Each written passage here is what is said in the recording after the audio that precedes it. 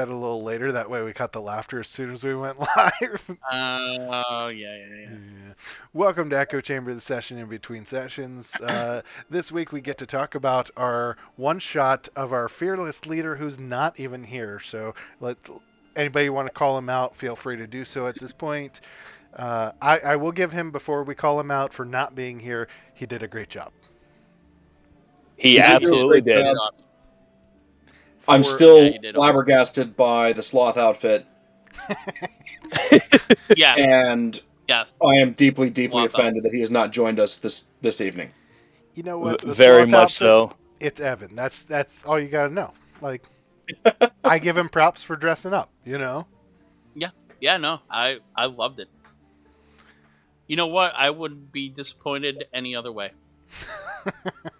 I was expecting a cape or something, like he burned into his cape or something, and he That's shows what I up in a thought. sloth outfit. All right, cool. Yeah. And we didn't even battle any sloths. I was hoping he modified a monster in there for battle that Been a would tie it vampire. together a little bit. That's all right. Closest we got We'll to give a him a break. sloth was a bugbear. That's true. Not Is quite that what a he sloth. was? A bugbear? Evan Yep. or Or a the hobgoblin? at the end? Which one Yeah. are we Yeah. talking? No. It No, looked no. like a bugbear to me, but I don't know. Okay. It was a bugbear, yes. Okay. Oh, okay. I forgot about. I was like, when the hell did we see a bugbear? Yeah, at the end there, you guys took it out so quickly that it didn't I matter. know. But I think if we had held back Stimes, I'm going to give you a little shout out. I'm pretty sure Cunningham could have converted them all. I think so too. He played Mordai is impressed. so well. It was incredible. Yeah, I will give him props. So we gave Evan props for first time DM. Great job, Evan. And first time playing. I think Steimer did the RP excellent. Like better than I could He have did. ever It done. was awesome. Oh, for sure. Very awesome. Yeah, He had so to have been a impressed. theater kid, right? I don't think. I can't say either way. Brian, if you heard it in the chat, Rusty said you're probably a theater kid. So we'll see. Like, I mean, I'm not saying it's a bad thing, but like with that performance, he had to have been. Yeah. Said he was never on stage in his life.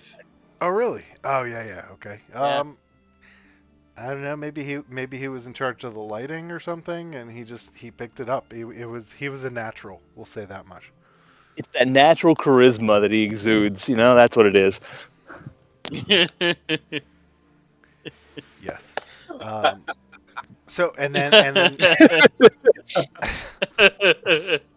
That's amazing. First time we've had at help me out Kenku. I think I'm saying that right. Yep, the Kenku. Kenku. You got it. How did you enjoy playing that, G Money? Oh my god. So I've wanted to play a Kenku for a while because it seemed like it was going to be fun. And it was everything I'd hoped for and more. It was a blast.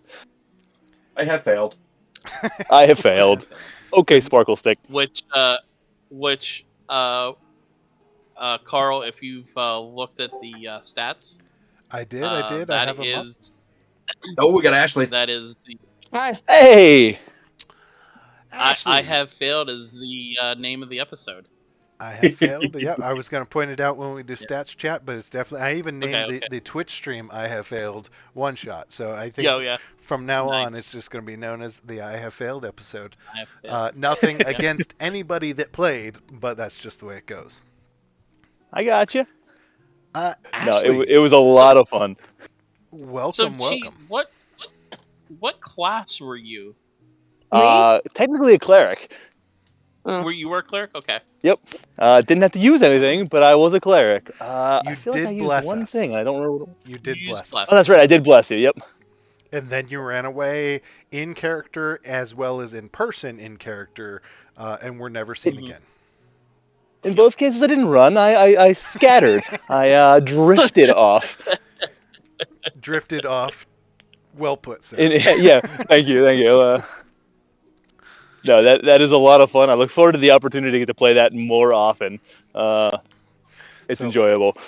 We won't go too in depth, but how many phrases did you write down? Because as I'm thinking about if I were to play that class or that character, world, would it be based on my intelligence? Would I roll? Would I do a certain set for each day that I remember and see what I remember? Like, so what was your process there?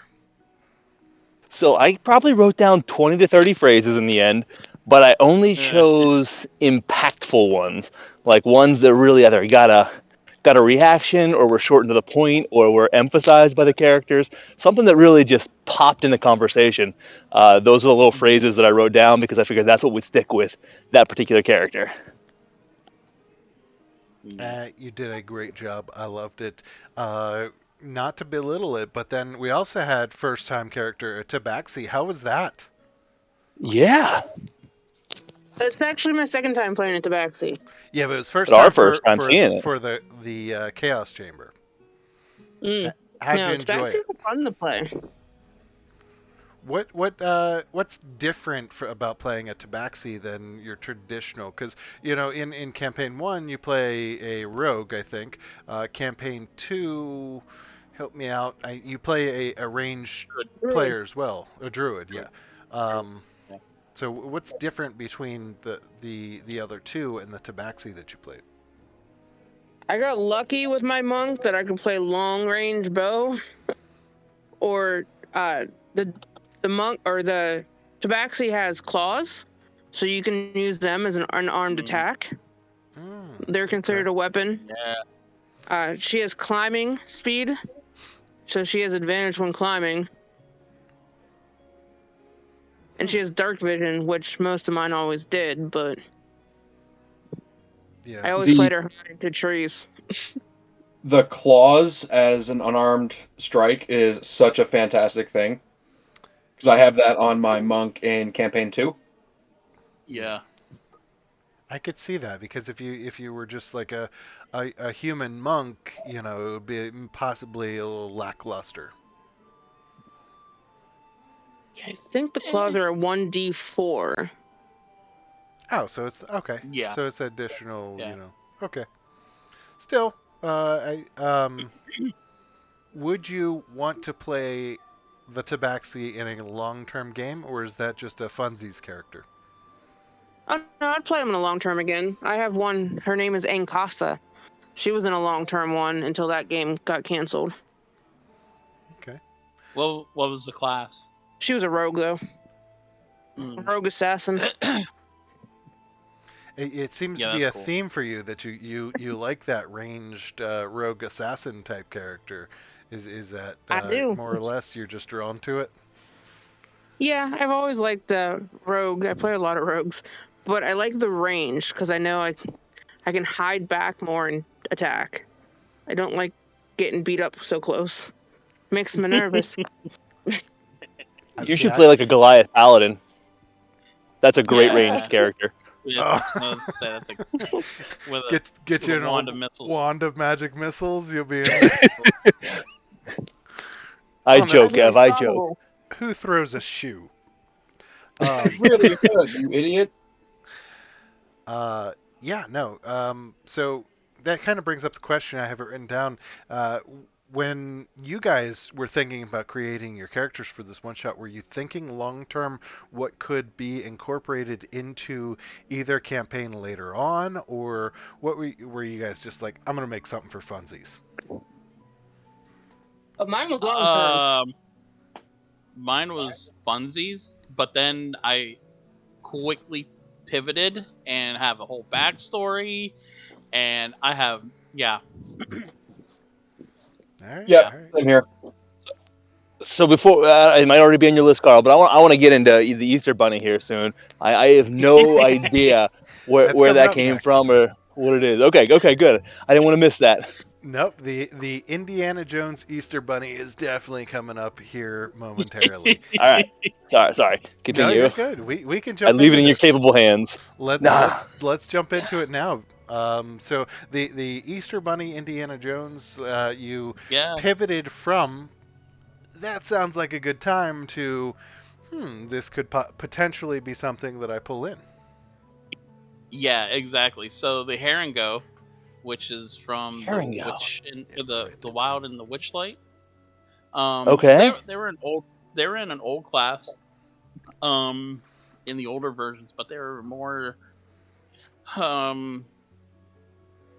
Eastern, like kind of Asian. Think the rabbits with the top knot with their ear in the samurai rabbit sort of thing, but they kind of morphed them into more of a Feywild thing. With the latest book there. So I saw them and I'm like, okay, that could be fun. And then I don't know how I went with the archaeologist background. I was just kind of like looking around and like, that could be fun. And then it just happened that I went on a random name generator, and the last name was Mocha Fedora. I was like, oh, I gotta go with that. So. And I'm giving you props here as well. The sword coming out of the ring. I was like, Oh yeah. that's cool. I wish I had thought of that. Like, how did that come about Absolutely. for you? So the ring was an artifact that he found in his digs, and he just absent-mindedly put it on. He thought it was kind of cool. He absent-mindedly put it on, and here it is tied to an ancient warrior god, or not god, but like demigod. And that's where he kind of gets his powers from. Yeah, as a paladin would, right? Paladin? Paladin? Wait, what? Warlock. Warlock. That's what. Yeah. Ah. Okay. Warlock. Yeah.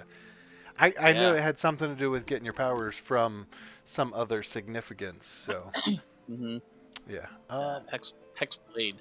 Hexblade. You Yeah, did cast not Hex but Hexblade, because that came up Hexblade's in curse. the Yeah. session. Yeah. Hexblade's curse. By the way, the only. Well, I'll bring it up. I'll bring it up now, which you'll probably bring it up during stat chat. It was the only healing done this session. I did look at the healing tab, and I noticed Mhm.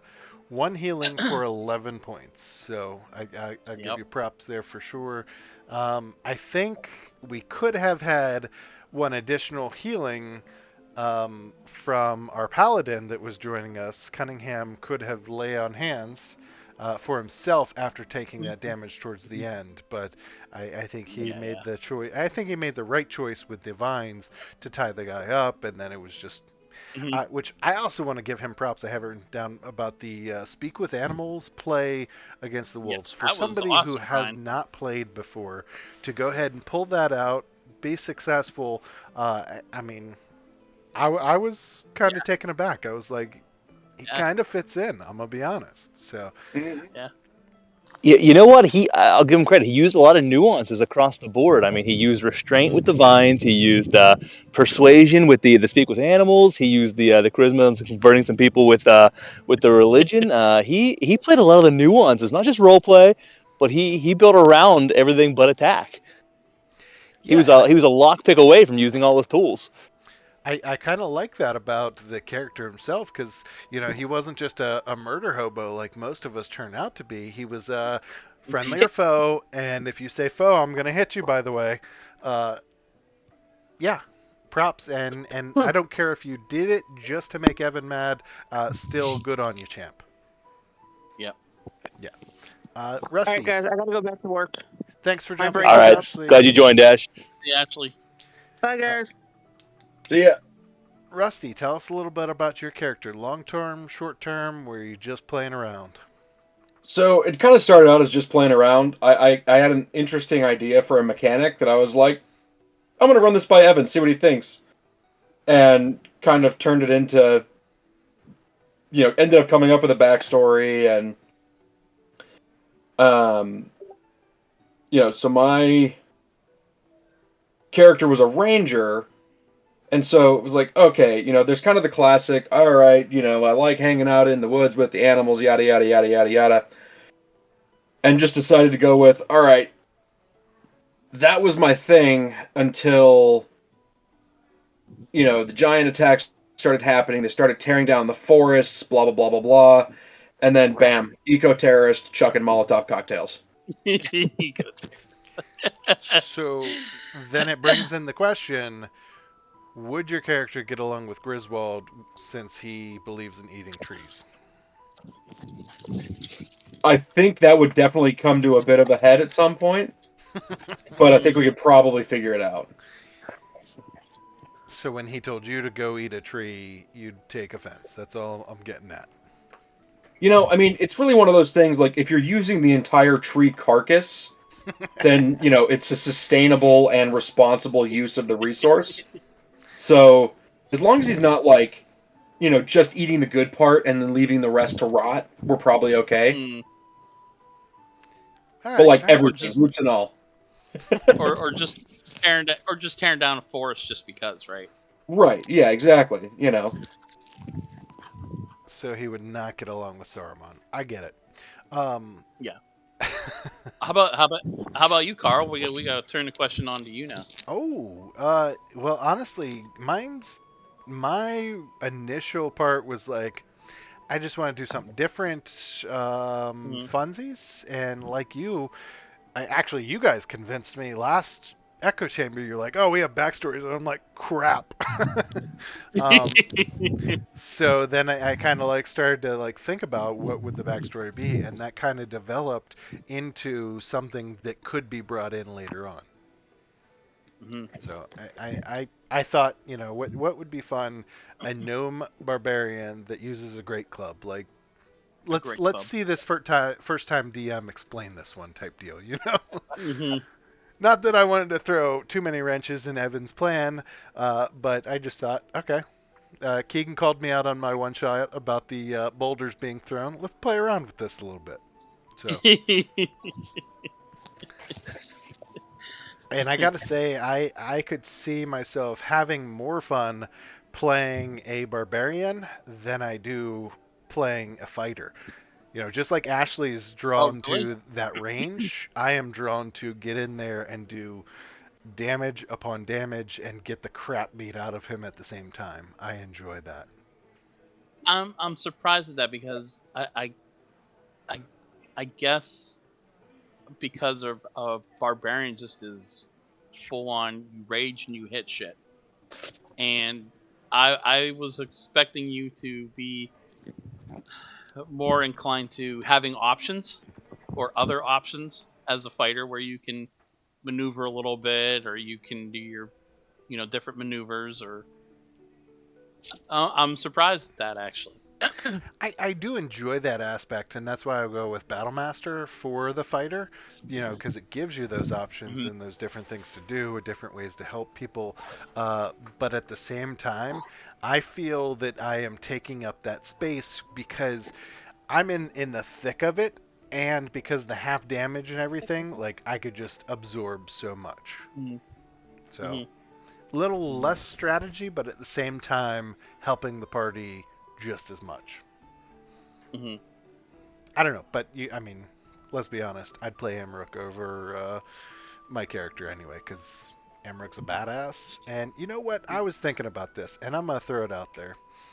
No, never mind. We'll wait for stats chat Oh whenever no, we get. no. Oh, Nope, okay, nope, okay, nope, okay, nope. We'll. okay.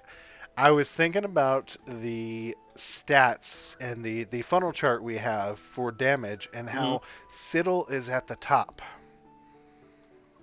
Mhm. But I'm going to leave that one for when we get back to campaign 1 and we do our first stats Okay. chat with campaign 1, and then remind me to talk about the damage chart. That's all I'm Oh, going to come say. on now. I can't. Nope, nope. We're I going to can't. leave it for You the got me in viewers. suspense. Something for them to come back to whenever we get back to campaign 1. That's all I'm going to say. Oh, that's bullshit. That's bullshit. It's a cliffhanger. Cliffhanger. All right. So I want to bounce back to first time DM. Our introduction in here. Brian and I talked a little bit about it yesterday, and I want to mention that there were some things that I've seen other groups do, in which they'll start with two people in the party that are together, or you just met in this tavern, and then another person will come in, and then another person, so on and so forth. We kind of, even with campaign 1. It was okay. You guys are here. You're all together. Go. And then this one, we were, we're all in the tavern. We kind of have met, had a couple drinks type deal. I just want to know from your guys' other experience, because you guys have played with other DMs and stuff. How do the other groups do that introduction of the party? That's the one thing I hate, and because it could be drawn out so just it could just be drawn out if you go, okay, well, you don't know anybody, you don't know each other, or I don't know, it can be just drawn out. And I gotta say, a lot of times it's one of those, okay, you guys been adventuring for a little while, this is who you guys are.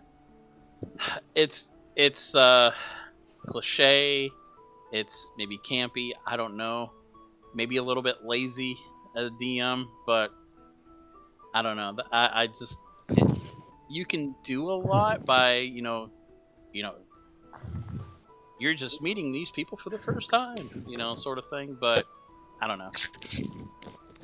It also So, would be difficult in a one-shot to do that slow introduction to Yeah. each other, right? Because then half of your time is, you're drinking with this person who you met along the trails and found out you were with them, and all of a sudden this gnome barbarian walks in, introduce yourself. Yeah, you could spend half your time doing that. That's exactly what I was going to say. Evan actually had a pretty interesting way to come about it, and I don't remember now, but I remember it was a good way. But it would have taken up a lot of time as they went through the introductions. I said, hey, for one shot, make sure you're maximizing the story in battle and pull off of that introduction. Because I did a one shot once and did the same thing, tried to create a unique gathering, and it was 2 hours just before the group felt comfortable role playing together. Yeah. Yeah, Now, I would say that Rust- if the Phandalin 5, this group, the Chaos Chamber group, picked up another campaign, and I think this is where like Critical Role can do it. We're used to playing with each other now. I can see the role play in the early introduction going a little bit faster than a brand new group that's just coming together and trying to feel each other out. But yeah, it still takes a lot of time, especially for one shot. Russ, you were gonna say something. Yeah, sorry. Yeah, no, I was just going to say that's in all of the kind of new groups that I've done, both kind of these and others, has just been either you're all adventuring together, or you're at a bar or something and someone comes in and says, I need, here's a bounty or something like that. I need someone to take care of this, and you kind of have to answer that call, so to speak. Yeah, I could definitely see a lot of interesting stuff playing out, though, if like we all started a new campaign, knowing each other, knowing kind of what buttons to press, whatever, where you could, Yep. you could definitely have some fun with it. But yeah, I think for a one shot, hey, you've all been summoned here for, by some mysterious person, and I think that works really well, because then you don't have to take that time. Especially on a one shot where time is kind of the key factor. Yeah, exactly. Yep. Which time being a key factor, I cannot tell you how much I wanted to throw a wrench in Evan's plans whenever the wizard appeared and was like, "Psst, come this way," and these guys were there, and I'm like, I want to fight them instead. But yeah, I know, right? I was like, it's like 10:30. If we fight them, we're not going to get to the end of his story. I don't want to mess him up too much. Yeah, I know, right? I had the exact same thought. I was there with you. Like, oh, we can take these guys, no problem. Yeah. Then again, maybe not. We don't know what the other group was. There's another icon there. They could have been a lot tougher than we thought. Yeah, he probably could have adjusted and pulled out the wolf battle if we had done that. Yeah, and just made travel more seamless. So you still end up with 3 battles. But go ahead, Rusty. I would say either that, or he had it planned where, I'm pulling in basically infinite backup if they try to fight these guys, and no, you're going according to plan a little bit here.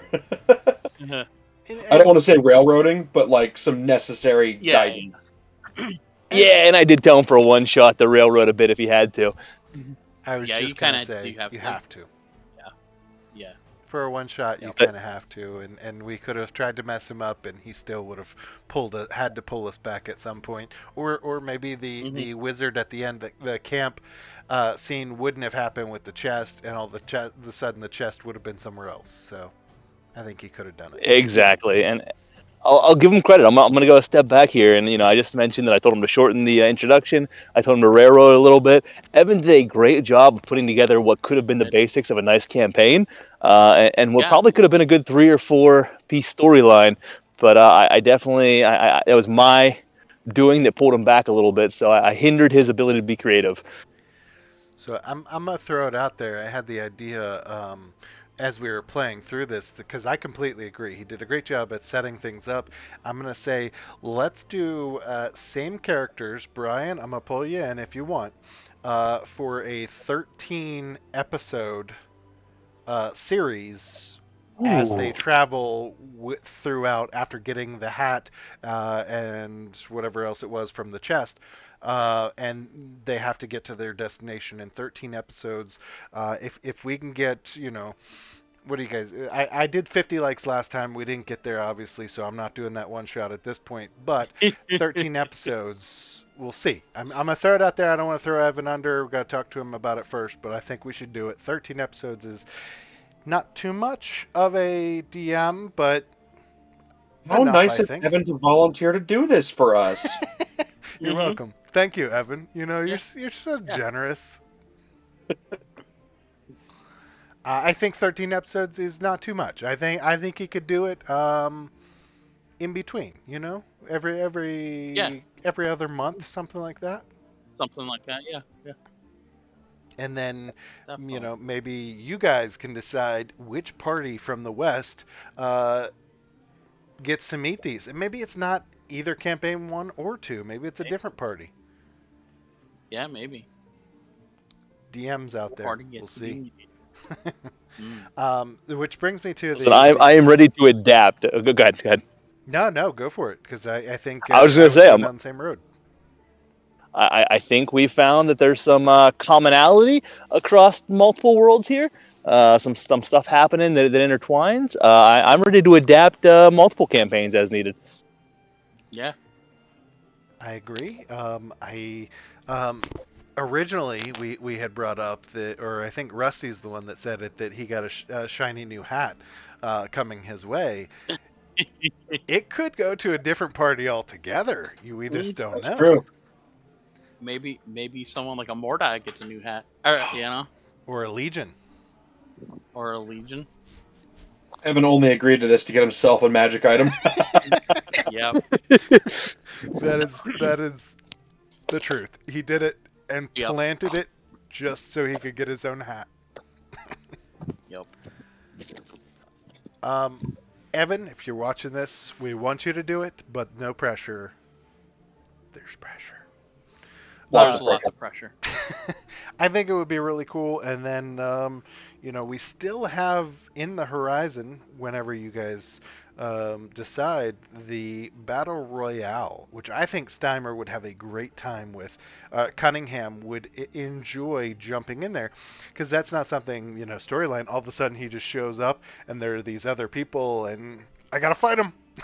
I think that would be really cool to pull him into that. I'm not gonna say anything, but there may have been the start of a discussion between me and another DM that's on this call. We'll leave it at that. I love it. I think we should do an in-person session for it. Because I think that's one of those things, we've talked about the experience and how the experience brings you together and stuff. And I think it reminds me of like our first couple sessions there in Evan's basement. And, our first session when we ran into that bugbear, and it was like, he's not going down. Oh my gosh. And then this battle royale in which we have to fight each other. There's going to be a lot of excitement. And I would love to see everybody in person for that. Yeah, no, I agree. Yeah. I think that would be a lot of fun. With that, I don't have anything else. Do you guys have anything else before we go into the next section? Anything else you want to bring up from the session? I don't think so. I think it's pretty well covered. I lied. I do have one thing. I want to know what the F is up with the goat's milk. Cunningham, that's weird. Um, Yeah. Oh, I That's, can't wait to find out that backstory.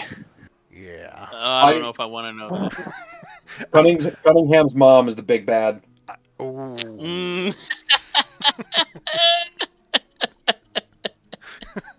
Mama said. Mama said. And Cunningham has to go through that and actually kill her. Whew, that'd be rough. Ooh. All right. Cunningham would not tell.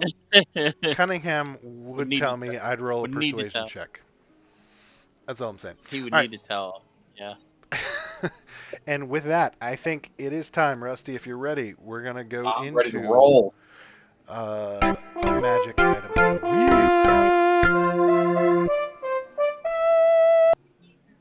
Go ahead. Yeah, that's true. The father was mentioned, I think, once or twice, maybe. He might be locked up in the basement. I mean, who knows? But Mhm, all right, mhm. first Baby one daddy. up tonight. Tome of the Stilled Tongue straight from the Dungeon Master's Guide. This is a legendary, wondrous item that requires attunement by a wizard and a wizard alone. This thick leather-bound volume has a desiccated tongue pinned to the front cover. 5 of these tomes exist, and it's unknown which one is the original. The grisly cover decoration on the first tome of the Stilled Tongue once belonged to a treacherous former servant of the lich god Vecna, keeper of secrets. The tongues pinned to the covers of the 4 copies came from other spellcasters who crossed Vecna. The first few pages of each tome are filled with indecipherable scrawls. The remaining pages are blank and pristine. If you can attune to this item, you can use it as a spell book and an arcane focus. In addition, while holding the tome, you can use a bonus action to cast a spell you have written in this tome without expending a spell slot or using any verbal or somatic components. Once used, this property of the tome can't be used again until the next dawn. While attuned to this book, you can remove the tongue from the book's cover. If you do so, all spells within the book are permanently erased. Vecna watches anyone using this tome. He can also write cryptic messages in this book. These messages appear at midnight and fade away after they are read. That would be useful. I'm gonna agree, but I'm gonna give it a B. I got a little bit of the Sorcerer's Stone vibe from it, so I'm not sure it's not a Horcrux. And Not I at all think sure that's not I a Horcrux. I think it's a niche item because it's wizard only. Well, yeah, but I mean, I mean, it's for me, it'll BA go really well for with a my new wizard. hat. For Siddle, it's great, but Yeah. I guess at least you don't have to fight Griswold for it. Exactly.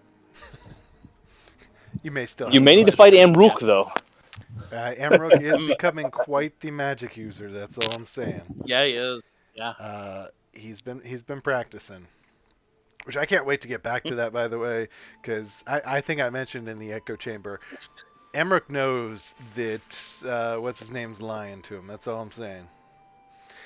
Wait, who? Amrook knows that Warwick's lying to him, Warwick. and he's not actually doing the magic. Mm-hmm. It's Oh gonna boy. come back to haunt him. Mm. It's a test, and he failed. All right. So when it's wizard only like that, it doesn't matter the school of magic.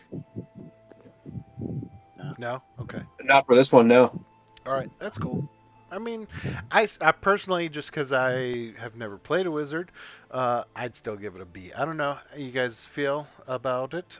Go for it. Having the ability to use an extra spell without the use of a spell slot Yeah. is really Sure. nice. Especially because I could take, over the course of a couple of weeks, and copy every single spell I know into this book, and then I would even have a Hail Mary of, like, something I don't have prepared. So, you only get to use it once, but, sometimes it's oh man, this spell could make or break everything right now. And yeah, I'm going to use it right now because, I can, instead of having to wait until after a long rest or whatever. So, Right. Yeah, there's been a handful of times that you guys just didn't have the right spell at the right time that could have been a game changer. And that, to me, I think I talked about this last session, is the worst part of spellcasters, is that preparation, knowing what to prepare. I don't like it. It's too much And pressure. sometimes it's a crapshoot. It's too much pressure. I don't like it. All right, next up, the Sword of Answering, also from Dungeon Master's Guide. Ooh, This yeah. is a legendary longsword which requires attunement by a creature with the same alignment as the sword. In the world of Greyhawk, only 9 of these blades are known to exist. Each is patterned after the legendary sword Frigarash, which is variously translated as Final Word. Each of the 9 swords has its own name and alignment, and each bears a different gem in its pommel. So there's a whole list here. Name, alignment, gem. Not going to burn through all that. You gain a +3 bonus to attack and damage rolls made with the sword. In addition, while you hold the sword, you can use your reaction to make 1 melee attack with it against any creature in your reach that deals damage to you. You have advantage on the attack roll, and any damage dealt with this special attack ignores any damage immunity or resistance the target has. Damn. Neat. I'd fight for that item. I mean, Amrook would definitely enjoy that. I don't know if I would enjoy that more than the Giant Slayer, though. So, not to switch modes here or gears here or anything, but to backpedal a little bit. So, you saw the Harenga Levon. The first battle he used the great sword, right? So that's like when he wants to go all out into offensive mode and do some damage. And then the last battle he went with longsword and took his shield off, so he had a little bit better defense. So he sacrificed a little bit of the offense and went longsword. Had one more ploy, and that was with a glaive. Oh, I did not notice the change. I would have that way. I would have had reach, so I could be back like so I could be back 10 feet and attack something that was 10 feet away. Mm-hmm. Yeah, so I had a couple different battle modes to go. Feat-wise, I feel like you'd run into the issue of, do I take Great Weapon Master? Do I take? That's Yeah. yeah. You know where I'm That going was with it. yeah. There's a couple. I was reading a couple of different blogs, I guess. What way do you go? Do you go Great Weapon Master, or do you go Pole Arm Master with a Hexblade? And that's one of the which way do you go sort of thing. But you can go either way, and use advantage from either one. Yeah, I think Garrett mentioned that like there's so many permutations of the character builds and stuff that you could play for 60 years and still have new stuff to play. Yeah. Mm-hmm. I mean, even the same character with the same class and race. I mean, you can play it different ways. Like I wouldn't even thought about like Ashley's monk.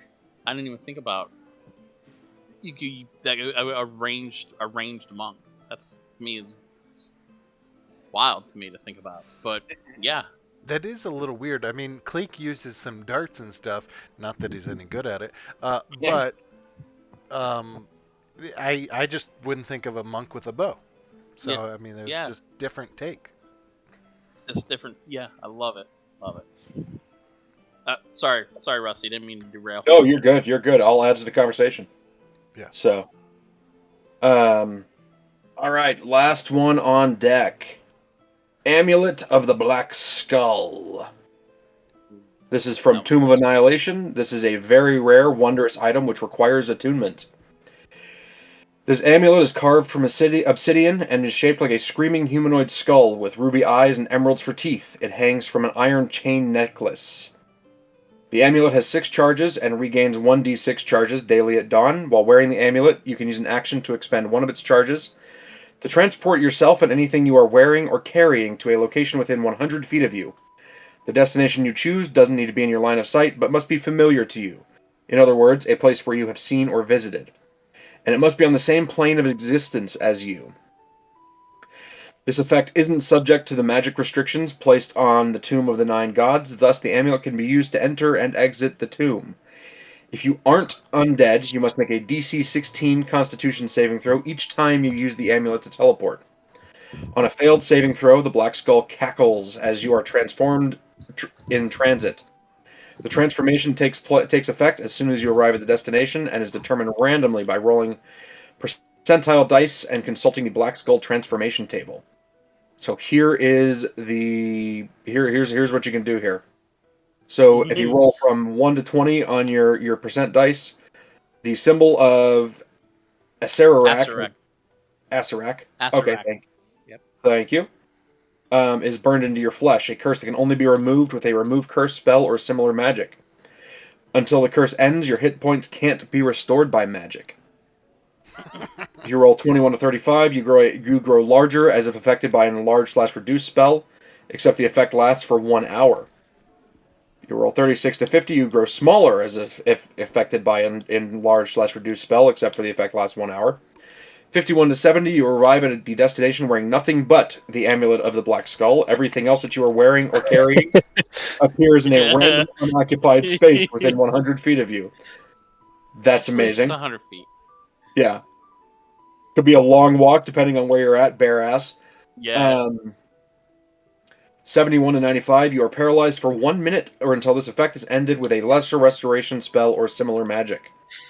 96 to 100, you become petrified. This effect can only be ended. Smack dab in the Sea of Sword. What's that? Where you get transported. It's smack dab in the Sea of Swords. Oh, yeah, exactly. This effect can only be ended with a greater restoration spell or similar magic. Cool, but risky. Real risky. Yeah, I don't know if the risk versus reward is worth there.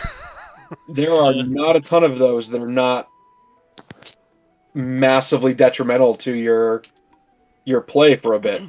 I mean, I think Warwick would be okay with being transported and showing up naked, but there's definitely some of the other stuff that would be a little messed up. Let's be honest. He doesn't need a magic item to do that. Yeah, he does suggest that people just take off their clothes, but I don't know. So I have a question. As you were saying it, I was thinking, okay, so Kalik sometimes picks up Barry and carries him to another location. If you were carrying Barry and use this item, technically that's something you were carrying.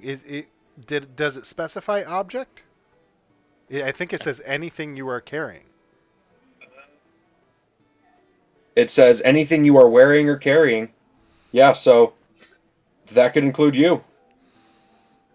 And would Barry have to make a spell save, I guess? Yeah, that's a great question that I don't know the answer to. And if you show up wearing only the amulet, does that also mean whatever you're carrying gets transported somewhere randomly within 100 feet? Yes. Yeah. So, depending on where a teleport from, might be ready to take some fall damage. Yeah. Barry ends up 100 feet up in the air. Yeah, right? Yeah. No, definitely another interesting item, but I don't know if I would... if it would be worth the sacrifice for me. No, I don't think so. Well, thus concludes Siddle's Compendium of Magical Artifacts, and I think it's time for... Yeah, nice selection, sir. Stats Chat! Stats Chat. Alright, welcome to Stats Chat. I really wish we could hear that as it's playing. I gotta figure out how to do it, but I don't know. We'll figure it out one day. Jumping into the stats themselves, though, this part of the episode brought to you by Power BI, Microsoft. Not a sponsor yet. Not a sponsor. Not a sponsor yet. I went to the same college as the CEO. I mean, I feel like I practically own the company, right? There you go. Gents, before you get going, I do got to break off at this point, unfortunately. But the journey's been great. I look forward to the next one. Hey, at least you said goodbye this time. Thank you, G-Money, and we'll catch you later. All right, later, gents. And he's asleep. And he's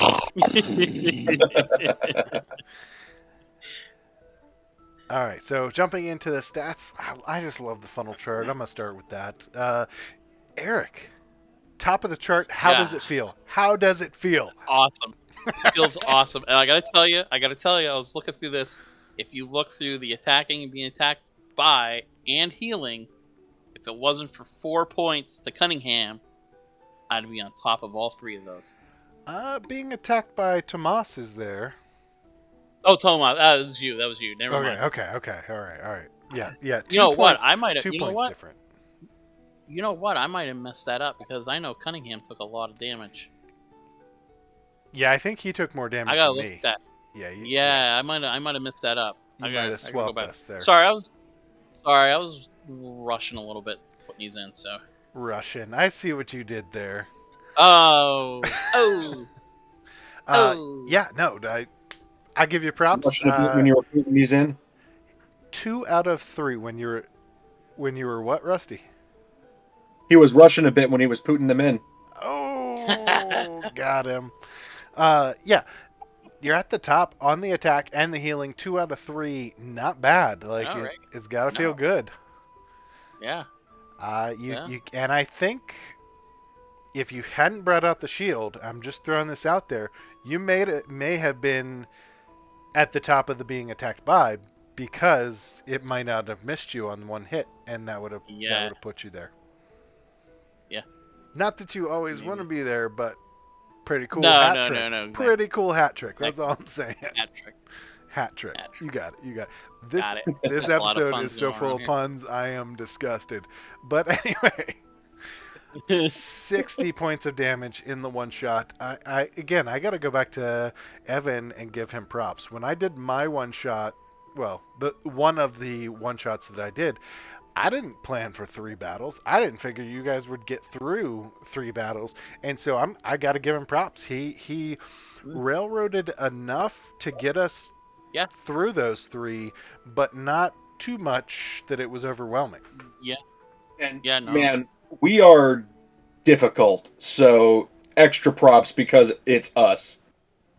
Yeah. We are difficult. I think for me, and I'm sure some others would agree, the most difficult part of Chaos Chamber, of this group, is the leadership, we'll call it. The idea of, all right, who should jump in there and tell the party what to do? Because every time it happens, we all kind of hesitate and we like look at each other like, I'm not doing it. Nose goes. And So- then typically it's Evan that jumps in. He's like, "All right, guys, what do we do?"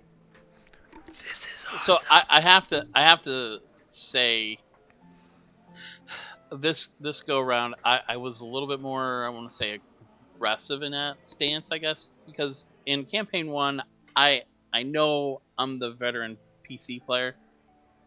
I want you guys to take the lead on everything because I don't want to take the lead on everything because you guys are gonna, So a lot of the times I like to just sit back and see what Carl does or what Evan does or see what Reed does, sort of thing. So yeah, this was kind of, I was a little bit less hesitant on because it's a one shot, just to kind of help Evan along a little bit sometimes, I guess, and help the rest of the group along a little bit. So that's why I was a little bit more like, okay, we're just gonna hop in there and do it. Yeah, which you did, and you spoke fast, and yes, I did catch the pun as well. You hopped in there. Mm-hmm. Literally. Can we get a fun counter? I cannot wait till Rusty plays the charismatic character that jumps in there and takes the lead. Oh, because I don't want to say I am definitely not a veteran as you are. I just, I play based on the character, but I also really want to see what other people are going to do. Like, so I can be a little overwhelming. It's the teacher in me. I can't help it. I take charge. And for this, for the most part, I kind of like just, nope, I'm just going to sit back and I'll follow for the most part. And when it comes to strategy of battle, I'll jump in. But as far as the RP and stuff, I'm going to let you guys jump in. Mhm. What do you think, Rusty? When's Siddle gonna jump in and take the lead? The Siddle Society is born.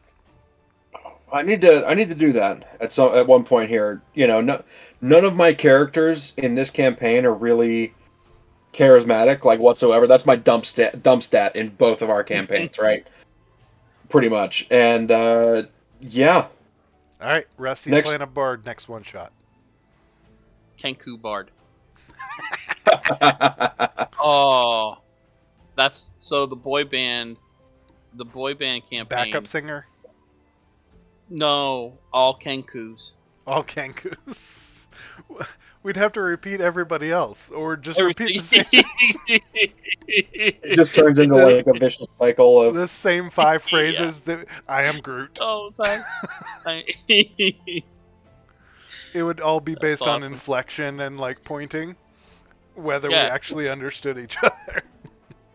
Exactly. that would have to be played in person. I definitely like the Yeah. Kenku Bard as a backup singer. That's all I'm saying. Mm. Yep. All right, moving on.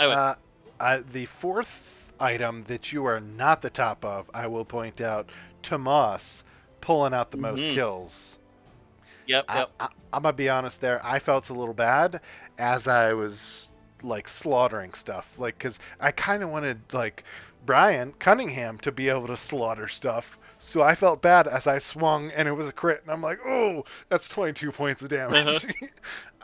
I don't know. I felt bad, but it was glorious because in our other campaign with Barry, I don't get to do that. With the other one with Amaruk, I get to do a lot of damage, Yeah. but I usually don't finish them off like that. So it was fun Mhm. for me. Yeah, you set them up. Yeah. Um, I just realized, Brian, if you're listening, that Cunningham did not do any damage whatsoever.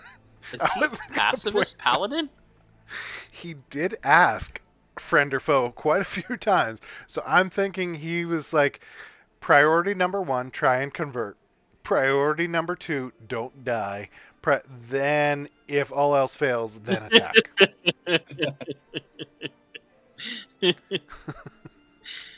Swing and misses. Yeah. Part of the character, I guess. It's kind of like CR. I forget who the character was on the ship. They just constantly kept asking, "Have you killed anybody yet?" Oh, yeah. He was the guy that he was. Yeah. He Yeah, was the one that. that's. Yeah. So we're just gonna keep asking Cunningham. Did you Kill kill anyone anybody? Did you hit anybody? Did you hit anybody yet? I will go back to the being attacked by just to highlight 14 points of damage that you took as well as doing 54 points of damage. So, I mean, you took up a lot of space there, and then we'll jump into the healing. You were the only healer. I know, right? That 14 points was As just per usual. from that one spirit guardian. Yeah. That kicked my ass. Evan actually hit quite a few with that. I think he hit myself and I think he hit Cunningham you, with that. yeah. So, Yeah. he was hitting pretty hard with that, which, he had spiritual weapon out and then did spirit guardian. Mhm. Good combo for a cleric like that. Mhm. I mean, Yeah. I enjoyed it. Well played. Kudos again to Evan playing, pulling out the stops there, and for especially him not ever playing a cleric before. I mean, I know he plays paladin, but they're more spell heavy, and knowing that combination, kudos to him. For sure. I foresee Evan playing a cleric in one of our next sessions. I think he'd like it because it gives him that back line capability. But clerics are usually, if you go life domain or, you're beefy enough that you don't have to worry about it. So it would give you the flexibility. It's kind of like your druid, Adrin. You have that flexibility, right? You can be up front, Yeah. give a little pop, but you can also be in the back and as a healer, as a support. I mean, even as just a druid without the monk levels, it still can dish out some damage if need be. Yeah, the only problem with for me anyway is the using your wild shape and then not being Hmm. able to do the other casts and stuff Yeah, like that. So yeah. The secret to that is casting whatever, like your for instance, concentration. casting your concentration spells, whether it be flame sphere or call lightning or whatever, then shapeshifting into a creature. Right. But And you but the problem with that though is you have low AC as a creature. If you get hit, there's a good chance you're gonna drop that spell. right. Yeah, So there's things you have to weigh. yeah. Since Anyway, Cunningham was our one shot here, I will give you props there, Cunningham. You did have a 50% dodge rate, so even though you took quite a bit of damage, which we got to review these stats a little bit, but I think the dodge rate should still be the same. So, meh, we'll see. yeah. Were you gonna say something there? E? No, I just know he got smacked with the spiritual weapon, and then he took damage from something else. I know the spiritual weapon was like 14 points, and then he took like another 7 points or something like that. So it was he took a he took a little beating. I think he was fully prepared for that as he walked up and said, "Hello, have you heard of our Yeah, Lord and Savior?" yeah, Yeah, exactly. yeah. I did want to highlight. We haven't talked about Keegan's character. He was dabbling in the dark arts, so to speak, and so he was able to cast Ray of Sickness as well as some other stuff. I really like the idea of a necromancer more than I Mhm. think I enjoy playing the necromancer with a party, if that makes sense. Say that one more time. Because I like the idea of a necromancer more than I enjoy Mhm. playing a necromancer with a party. Because in your mind, Oh, okay. having this army of the undead sounds really cool, but then when Mhm. you're with a party, the army of undead taking up the first 20 minutes of battle, you feel bad about it. Yeah, right. Yeah. So cool twist with some of the necromantic spells and stuff like that instead of the Mhm. undead. Because for me, when I think necromancer, I'm thinking like army of undead, and you have a purpose, Mhm. a goal. But there are other dark arts spells and stuff that you could use. Well, plus being at third level, you don't get Animate dead. you don't get animate dead until fifth level, I believe. So Fourth, Yeah, I think fourth. so. Okay. fourth, yeah. You get it at fourth I mean, level. yeah, fourth level spell No, I had it. or I have it as had it as Barry at fourth level. So okay. yeah. So I would have Okay. got it at fourth level, third level spell at fourth, because you get two third level spell slots. Who's on first? Yeah, really. Anyway, semantics. And then plus we have the whistle in that campaign. So if you were to get Mhm. an item like that, that would assist you there. But Mhm. I could keep up a couple undead in that campaign, and I kind of choose not to, just because semantics again. Yeah. So. Plus, yeah, you start walking around town with a zombie and a skeleton, people start looking at you funny. Right, or you're playing with a paladin who's spreading the word Yeah, about the good book. yeah, exactly. They Yeah, might not look fondly at that. yeah. So, one last thing, I just want to do the damage review up top there. For the average damage, I think I may have beat you in that. 1350. Yeah, you Yes. might have. All right, Yeah, you average might have. damage. Um, did you get two strikes per attack? No, just one. No, who in the party was getting two strikes? Because That That I was was me. that was that that was was you. Okay, yeah. okay. That was Rusty. What? Help me out. How were you getting two strikes? Two-handed fighting style. Two-handed. Okay, okay, cool. Plus, Yeah. plus he's using two daggers. You can use a light weapon in your offhand So as a bonus action, you can still get an attack. So as long as you have a light weapon, I And a think in both finesse hands. weapon? Light weapon in both Yeah, hands. finesse. Okay. Yeah. Yeah. Huh. Okay. All right. Well, something to Yeah. think about. I mean, you do a little less damage that way, per weapon roll. I guess potential weapon, less yeah. damage. Yeah, per weapon. Right. But combined, they would about equal out. So again, it's just one of those things of, what's your take on how the character would play out that way. But here's the thing too, the hunter's mark, right? So that gives you more opportunity to hit with hunter's mark, which is what, 2d6, Siddle? 1d6, I think. 1d6, okay. I think Yeah. it bumps up at higher levels or something, but It's something like that, yeah. Now you don't So add the hunter's mark it's to the involved. offhand though, right? oh, I don't know. I don't know. I might have been fucking up if that's the case. Either way, I mean, it worked out how it was supposed to, but I don't know why that clicks in my mind. Anyway, we will go ahead and sign off here, and I think we will be back to our regularly scheduled campaign 2 next Sunday, unless Garrett wants to surprise us and tell us we're going back to campaign 1. We will see. But we are, help me out, Eric. Where are we at with that? With campaign? You were in Cholt. You were Yeah, in we're gonna go fight Cholt some dinosaurs. in Port Nanazoo. You're looking for a guide at the moment. I think you guys might have found one. We were interviewing guides, I believe, and may have decided on one, and we're gonna go eat some dinosaur meat, as Rusty said. Yep. Mm-hmm. Those are my So ancestors. real quick, hunter's mark. Until spell ends, you deal an extra 1d6 damage to the target whenever you hit it with a weapon attack, and you So have that tells me advantage on or off. Yeah, and you have advantage on any wisdom. Okay. Yeah. Cool. So so something to think about there.